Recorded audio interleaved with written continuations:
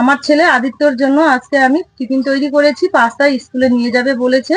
আপনারাও এইভাবে টিফিন তৈরি করে নেবেন, দেখবেন বাচ্চারা আর কিন্তু নষ্টই করবে না। অনেক সময় বাচ্চাদের দেখবেন টিফিন দেবেন, খেতে চায় না বা ফেলে দেয় বা অন্য কাউকে দিয়ে দেয়। এইভাবে পাস্তা তৈরি করে দেবেন, তারা কিন্তু খুবই মজা করে খাবে। কতটা লোভনীয় হয়েছে দেখুন।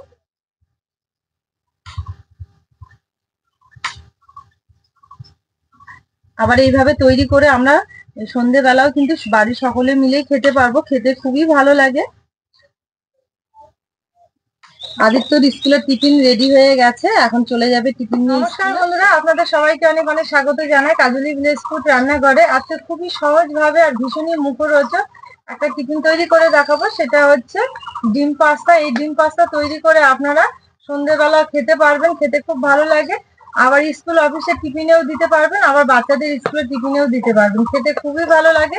আর আজকে আমি খুবই সহজভাবে তৈরি করে দেখাবো। প্লিজ আপনার ভিডিওটা কোথাও না টেনে শুরু থেকে শেষ পর্যন্ত দেখতে থাকুন। আশা করছি আজকের রেসিপি আপনাদের অনেক বেশি ভালো লাগবে।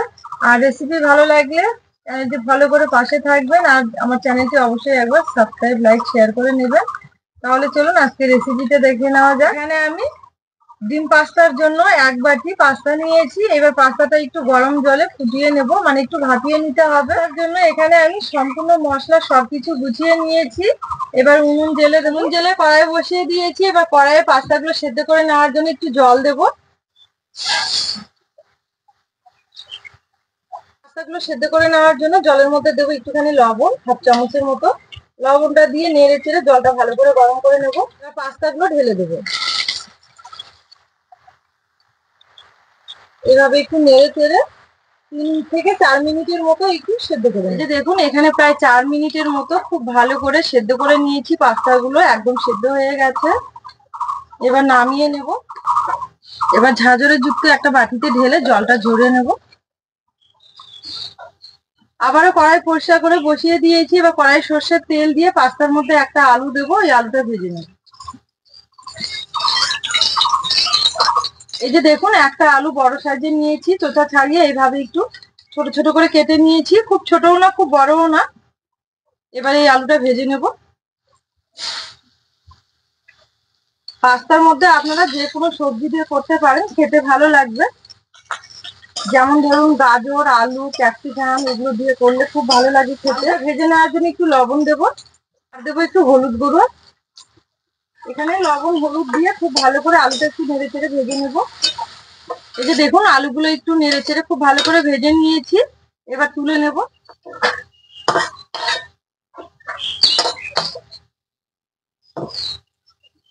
এবার আমি এখানে দুটো ডিম ভেঙে নিয়েছি। এবার আলু ভাজার তেলে এই ডিম দুটো দিয়ে দেব। ডিমের মধ্যে সামান্য একটু লবণ দেবো। এবার নেড়ে চেড়ে খুব ভালো করে একটু ঝুরঝুরে করে ভেজে নেব। এভাবে একটু ছেঁকে ঝুরঝুরে করে ভেজে নিতে হবে। আর এই ডিমটা কিন্তু খুব একটা কড়া করে ভাজলে ভালো লাগবে না, একটু নরম নরম থাকতে নামিয়ে নিতে হবে। এই যে দেখুন, এখানে ডিমটা আমি একটু ঝুরঝুরে করে ভেজে নিয়েছি আর অনেকটাই নরম রয়েছে। এই অবস্থায় তুলে নেব।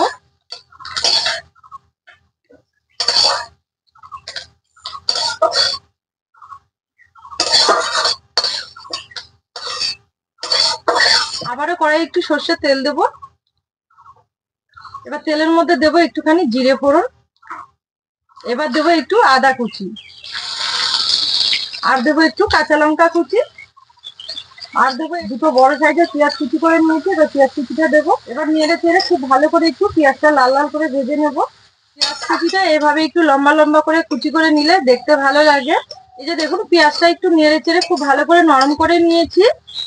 এবার এর মধ্যে দেবো দুটো টমেটো কুচি করে নিয়েছি, এই টমেটো কুচিটা। টমেটো কুচি দেওয়ার পর এবার দেবো স্বাদ মতো লবণ, আর দেবো হলুদ গুঁড়ো, আর দেবো একটুখানি জিরে গুঁড়ো, আর দেবো একটুখানি ধনে গুঁড়ো। সব কিছু ভালো করে নেড়ে চেড়ে একটু কষিয়ে নেবো। এই যে দেখুন, সম্পূর্ণ মশলা দেওয়ার পর টমেটো দিয়ে খুব ভালো করে নেড়ে চেড়ে একটু কষিয়ে নিয়েছি। খুব সুন্দরভাবে কষিয়ে নেওয়া হয়েছে। এবার আগে থেকে সেদ্ধ করে রাখা এই পাস্তাগুলো দিয়ে দেবো।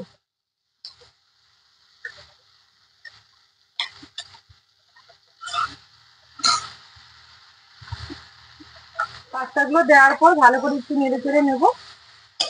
পাস্তাগুলো দেওয়ার পর 2 মিনিট মতো এই যে দেখুন খুব ভালো করে নেড়ে চেড়ে নিয়েছি। এবার আগে থেকে ভেজে রাখা আলু আর ডিম এগুলো দিয়ে দেবো।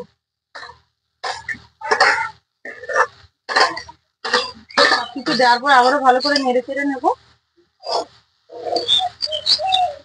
এবার এখানে 1 চামচ দেবো soya sauce.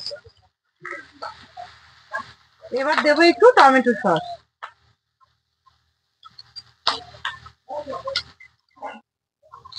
Soya sauce tomato sauce দেওয়ার পর আবারও ভালো করে নেড়ে চেড়ে নেবো।